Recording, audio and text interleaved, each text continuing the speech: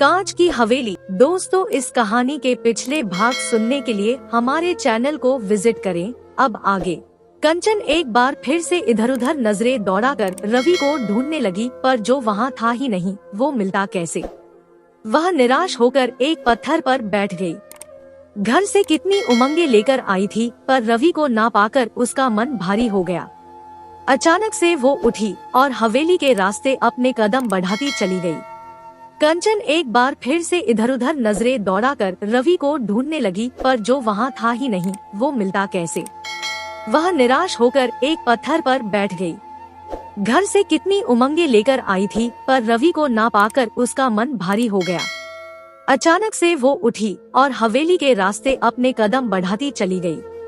निक्की इस वक्त अकेली हॉल में बैठी हुई थी और उसके हाथ में कोई पुस्तक थी, लेकिन वो पढ़ नहीं रही थी, बस एक सरसरी सी निगाह डालकर पन्नों को पलटती जा रही थी। उसका मन बेचैन था और वह उस पुस्तक से अपना मन बहलाने की कोशिश कर रही थी, पर वो पुस्तक उसका मन बहला पाने में नाकाम हो रही थी। निक्की ने अंत में पुस्तक सेंटर टेबल पर लापरवाही से फेंकी और उठ खड़ी हुई। वह अभी खड़ी होकर कुछ सोच ही रही थी कि हॉल में कंचन दाखिल हुई। उसे देखते ही उसका सारा तनाव छट गया और बेचैन मन को एक राहत सी महसूस हुई। उसका सबसे प्यारा खिलौना जो आ गई थी, वो चहक कर उसकी ओर बढ़ी और दोनों सहेलियां एक दूसरे की बाहों में समा गई। फिर निक्की अलग होती हुई उसकी आंखों में झांक कर बोली, इतने दिन बाद क्यों आई? क्या तू भूल गई थी कि मैं आई हुई हूँ? कंचन ने अपनी सफाई दी, मेरा जी ठीक नहीं था, आज तो मैं स्कूल भी नहीं गई। निक्की परेशान होकर बोली, क्यों, तुझे क्या हुआ? चल रूम में बैठते हैं। ये कहकर निक्की उसका हाथ पकड़कर अपने रूम में आ गई। फिर उसे बिस्तर पर बिठाती हुई बोली, अब बता क्या हुआ है तुझे? तेरा ये फूल सा चेहरा क्यों मुरझा गया है? कंचन खोई खोई सी बोली, क्या बताऊं? मुझे खुद नहीं पता मुझे क्या हुआ है। बस कुछ दिनों से बड़ी विचित्र सी हालत हो गई है। निक्की उसका चेहरा ध्यान से देखती रही, फिर आगे बढ़ी और बिस्तर में उसके बराबर बैठ गई। फिर उसके गले में अपनी बाहें का घेरा डाल दिया। फिर निक्की ने अपनी बाहों का घेरा हटाया और कंचन का चेहरा अपनी ओर करके बोली, कंचन, क्या तुम्हें पता है प्यार क्या होता है? कंचन उसकी बात पर शर्मा गई। उसके मानस पटल पर बड़ी तेजी से रवि का चेहरा घूम गया। फिर निक्की को देखती हुई बोली, मैं ज्यादा नहीं जानती, बस इतना जानती हूँ कि जब किसी से प्यार हो जाता है तो बड़ी बुरी हालत हो जाती है। कभी तो सब चीजें अच्छी लगने लगती हैं, तो कभी कुछ भी अच्छा नहीं लगता। दिन और रात एक समान हो जाते हैं, ना रात को नींद आती है और ना दिन को चैन मिलता है। ना खाने पीने की सुध रहती है, ना पढ़ाई लिखाई में मन लगता है। हर घड़ी प्रेमी का चेहरा आंखों में घूमता रहता है और मन हर समय उसी के ख्यालों में डूबा रहता है। और भी बहुत कुछ होता है जो मैं नहीं जानती कि क्या होता है। निक्की मुस्कुराते हुए कंचन की बातें सुन रही थी। जब कंचन रुकी तो निक्की फिर बोली, तुम तो कह रही थी कि प्यार के बारे में थोड़ा जानती हूँ, क्या ये थोड़ा है? अब और जानने को क्या रह गया है? इतना ज्ञान तुम्हें कहाँ से मिला? निक्की उसकी आंखों में झांकते हुए बोली, कहीं तुम्हें भी किसी से प्यार तो नहीं हो गया? देख, मैं तो प्यार के बारे में एक ही सच जानती हूँ, इस प्यार ने दर्द और दुख के सिवा आज तक किसी को कुछ नहीं दिया और मैं अपनी प्यारी सखी को दुखी नहीं देखना चाहती। इसलिए मैं तो यही कहूँगी कि इस प्यार व्यार के चक्कर में मत पड़ना। निक्की की बात से कंचन ने एक लंबी आह भरी, फिर मन में बोली, अब तो देर हो चुकी है निक्की, तूने बताने में बहुत देर कर दी। अब तो तेरी ये सखी प्यार में पड़ चुकी है और दुखी भी है, पर ये दुख बड़ा मीठा है। तेरी इस सखी को तो इस दुख से भी प्यार हो गया है। ये सब सोचते हुए कंचन के होठ मुस्कुरा उठे। निक्की उसको मन ही मन मुस्कुराते देखकर बोली, अरे क्यों मुस्कुरा रही है? हुआ क्या है तुझे? सच बता, नहीं तो मारूंगी। मुझे कुछ नहीं हुआ है निक्की। कंचन असली बात छुपा गई। वो अभी अपने दिल का हाल निक्की को नहीं बताना चाहती थी। उसे तो अभी ये भी नहीं मालूम था कि रवि के मन में क्या है। क्या पता वो उसे स्वीकार ही ना करे। ऐसी दशा में उसकी हंसी भी हो सकती थी। वो नहीं चाहती थी कि उसके साथ निक्की भी दुखी हो। वह आगे बोली, मैं तो यूं ही तेरी बात सुनकर मुस्कुरा उठी थी। फिर निक्की ने कहा, चल अब खड़ी हो जा, कंचन कांपती आवाज में बोली। क्यों? निक्की मुस्कुराई। उसे कंचन की इस हालत पर बहुत तेज हंसी आ रही थी, पर खुद को रोके रखी। फिर बोली, ये कपड़े नहीं पहनेगी जो मैं तेरे लिए लाई थी? ना, मैं वो कपड़े नहीं पहनूंगी। कंचन तपाक से बोली और बिस्तर से उठ खड़ी हुई। वह सोच रखी थी कि निक्की जिद करेगी तो वो तुरंत दरवाजे से भाग जाएगी, पर निक्की ने तो आज उसे अपने लाए कपड़े पहनाने का पूरा मन बना लिया था।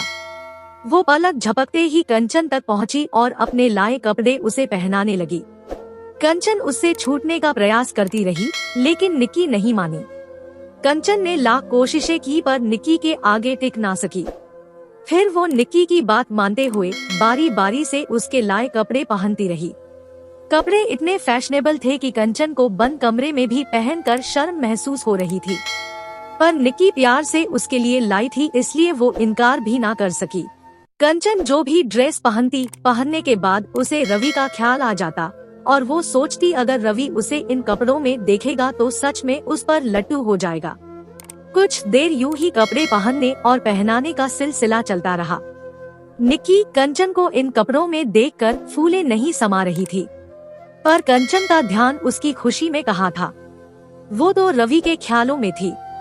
वो बार बार किसी न किसी बहाने से रूम से बाहर आती और बिना कारण ही नौकरों को ऊंची आवाज में कुछ न कुछ लाने को कहती। उसे ना तो भूख थी और ना ही प्यास, पर फिर भी नौकरों से कभी पानी मांगती तो कभी चाय तो कभी कुछ खाने की चीजें। उसके ऐसा करने का मकसद रवि के कानों तक अपनी आवाज पहुंचाना था। 1 घंटे में वो कई बार अंदर बाहर हो चुकी थी, पर रवि के कानों तक उसकी आवाज नहीं पहुंची और ना वो बाहर आया। अब कंचन के अंदर निराशा ने डेरा जमाना शुरू कर दिया था। वो उदास होती चली गई। वो यहाँ किस काम से आई थी और क्या करने लग गई? उसे रवि से ऐसी बेरुखी की उम्मीद नहीं थी। बस एक झलक देखने के लिए उसकी नजरें उसके दरवाजे की ओर बार बार जा रही थी, पर उसे निराशा के सिवा कुछ भी नहीं मिल रहा था। उसका दिल भारी हो गया। आँख से आंसू छलकने को आए, पर निक्की का ध्यान करके रोके रखी। अचानक ही उसके दिल ने कहा, हो सकता है साहब हवेली लौटे ही ना हो सकता है साहब अभी भी उधर ही घूम रहे हो, और ये भी हो सकता है कि शायद वो मेरी राह देख रहे हो। शायद ऐसा ही हुआ होगा, मुझे यहाँ आना ही नहीं चाहिए था। तो फिर मैं निक्की को बोलकर वापस जाती हूँ, शायद साहब मुझे मिल जाए। डूबते को तिनके का सहारा, यहाँ ये कहावत कंचन पर लागू होती है। उसका मन हर तरफ से टूट चुका था, पर फिर भी हारा नहीं था। उसे अब भी ये विश्वास था कि वो रवि से जरूर मिल सकेगी और उसे अपने दिल का हाल बताएगी। यही सोचते हुए वो वापस निक्की के कमरे में लौटी और उससे घर जाने की बात कहकर हवेली से बाहर निकल आई और दिल में अपने साहब से मिलन की आस लिए उबड़ खाबड़ पथरीले रास्तों को छलांगती तेजी से घाटियों की ओर भागती चली गई।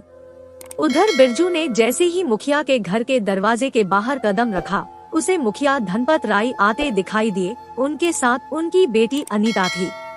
अनीता इसी साल 20 की हुई थी। तीखे नयन नक्श थे, लंबा कद और गोरा रंग था उसका।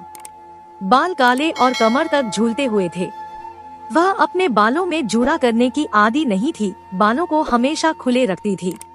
वो हमेशा कुर्ता पाजामा ही पहनती थी। बिरजू अक्सर उसको छुप छुप कर देखा करता था। बिरजू पर नजर पड़ते ही मुखिया के माथे पर बल पड़ गए।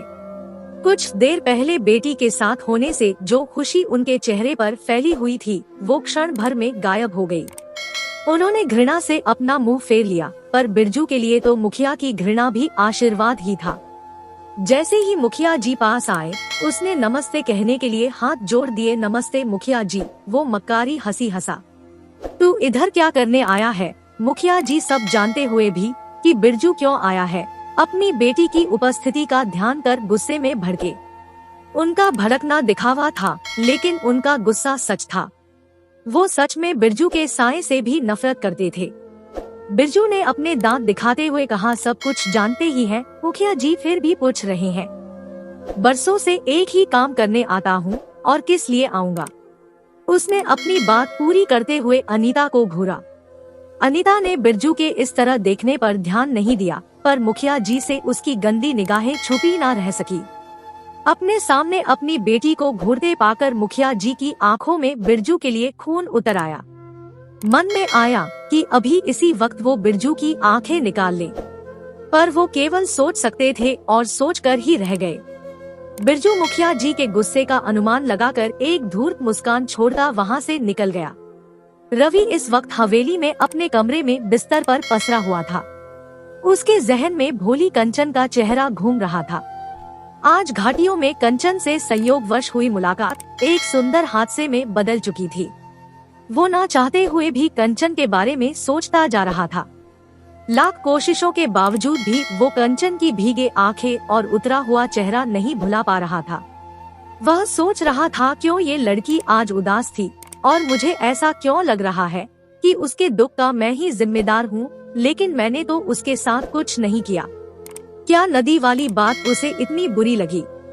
अगर वो इतनी ही कोमल है तो मेरे कपड़े जलाए ही क्यों? पर ये भी तो हो सकता है कि उसने किसी के दबाव में आकर मेरे कपड़े जलाए हों। लेकिन किसके? उसके मन ने सरगोशी की। तभी उसके जहन में एक और चेहरा उभरा, निक्की। शायद निक्की ने उसे ऐसा करने पर मजबूर किया हो, या फिर निक्की ने ही उसके कपड़े जलाए हों और कंचन के हाथों मुझ तक भिजवाई हो। निसंदेह ऐसा ही हुआ होगा। बेचारी कंचन शायद ये भी नहीं जानती होगी कि जो कपड़े वो मेरे पास लेकर आ रही है वो जले हुए हैं। मैं कितना बड़ा मूर्ख हूँ, बिना सच जाने उस भोली कंचन का दिल दुखा दिया, और शायद यही कारण है कि वो उदास थी। उफ, ये मैंने क्या किया? मैंने उसके बारे में कितना गलत सोचता था, और अब वो ना जाने मेरे बारे में क्या सोचती होगी, कितनी नफरत करती होगी मुझसे। लेकिन आज जब वो झरने के पास मिली तब तो उसकी आंखों में मेरे लिए नफरत नहीं थी, बल्कि उसकी आंखें एक उम्मीद, एक आस लिए हुए थी, जैसे वो मुझसे कुछ चाहती हो। लेकिन क्या? वो मुझसे क्या चाहती है? कहीं ऐसा तो नहीं कि वो मुझसे प्यार करने लगी है? लेकिन नहीं, वो मुझसे प्यार क्यों करेगी? मैंने उसका इतना अनादर किया, उसे नदी में अपमानित करना चाहा, ऐसे में तो वो मुझसे नफरत कर सकती है। प्यार नहीं, वो इतनी मूर्ख नहीं कि अपने दिल को दुखाने वाले से दिल लगाए। रवि काफी देर तक कंचन के बारे में सोचता रहा और फिर सोचते सोचते नींद की गहराइयों में खो गया। इस दरमियान कंचन आई भी और चली भी गई, लेकिन वो ना जान सका कि वो पगली उसके प्यार में भटकती उसे ढूंढती फिर रही है। कंचन बेतहासा भागती हुई उसी झरने के निकट पहुंची। उसने अपनी निगाहें चारों तरफ दौड़ाई, पर रवि कहीं भी दिखाई नहीं दिया। एक बार उसका मन चाहा कि वो साहब कहकर जोर जोर से पुकारे। अगर रवि यही कहीं होगा तो जरूर उसकी आवाज सुनकर बाहर निकल आएगा। लेकिन अगले ही पल इस विचार से कि किसी और ने उसे इस तरह पुकारते देखा तो उसकी बड़ी बदनामी होगी, उसके होठ सिल गए। वो अपने प्रीतम का नाम पुकार ना सकी। वो इधर उधर घूमती उसे ढूंढती रही। जहाँ कहीं भी उसके होने की संभावना होती वहाँ ढूंढने लगती। जरा सी भी कहीं किसी पत्ते की सरसराहट होती या छिपकलियों के चलने से कोई आवाज आती, वो ऐसे खुशी से पलटती जैसे उसके साहब उसके पीछे खड़े उसे देख रहे हों। काफी देर तक भटकने के बाद भी जब रवि ना मिला तो वो वहीं एक पत्थर पर बैठ गई। इस वक्त उसका मन रोने को कर रहा था। दिल चाह रहा था कि वो फूट फूट कर रोए। कैसी बुरी हालत हो गई थी उसकी। जो लड़की हमेशा हंसती मुस्कुराती रहती थी, आज उसके होठों से वो मुस्कुराहट गायब हो चुकी थी। वो अपने आप को कोस रही थी कि क्यों उसने ऐसे इंसान से दिल लगी की जिसे उसकी तनिक भी परवाह नहीं। वो मन में बोली, तू मूर्ख है कंचन, जो तू उस निर्दय का इंतजार कर रही है। भूल जा उसे, और जो तू उसे ना भूली तो फिर जीवन भर तू ऐसे ही तड़पती रहेगी। आखिर तू एक साधारण सी गांव की लड़की है और वो शहर का पढ़ा लिखा बहुत बड़ा डॉक्टर है। तेरे जैसी लड़की के लिए उसके दिल में कोई स्थान हो भी तो कैसे? उसके लिए एक से एक पढ़ी लिखी शहरी लड़की पड़ी होगी, फिर वो तुझसे क्यों प्यार करेगा? तू उसके लायक नहीं है कंचन। तू उतना ही बड़ा ख्वाब देख जो तेरी औकात है। धरती और आकाश का मिलन ना कभी हुआ है और ना होगा। उससे दिल लगा के तुझे दुख के सिवा कुछ नहीं मिलेगा। अब भी वक्त है, लौट जा अपने रास्ते। तो क्या सच में मुझे साहब कभी नहीं मिलेंगे? क्या सच में मेरे सच्चे प्रेम का कोई महत्व नहीं? क्या सच में साहब मुझे अपनी पत्नी स्वीकार नहीं करेंगे? क्या वास्तव में दौलत ही सब कुछ है? मैं जो इतना टूट कर उन्हें चाहती हूँ, इसका कोई मोल नहीं है। कंचन ये सोचते हुए फफक कर रो पड़ी। वह अपने चेहरे को अपनी हथेलियों में ढके हुए सिसक पड़ी। उसका दिल इस एहसास से दुखी हो उठा था कि वो गरीब है और इसी गरीबी की वजह से रवि उसे नहीं अपनाएगा। वो मुँह छिपाए रोती रही। कुछ देर बाद जब उसकी रुलाई रुकी तो वो अपने मन में बोली, ठीक है साहब, मैं जा रही हूँ। आज के बाद मैं कभी आपकी राह नहीं देखूंगी। मैं कभी आपके लिए अपना दिल नहीं जलाऊंगी। मेरी आंखें अब कभी आपकी याद से नम नहीं होंगी। मैं अब कभी आपसे प्यार नहीं करूंगी। कंचन अपने आंसू पोंछती हुई उठी और घर जाने के लिए पलटी। दोस्तों, इस कहानी का अगला भाग देखने के लिए चैनल को सब्सक्राइब करें और कमेंट करके हमें बताएं कि ये कहानी आपको कैसी लगी। कहानी सुनने के लिए आपका बहुत बहुत धन्यवाद।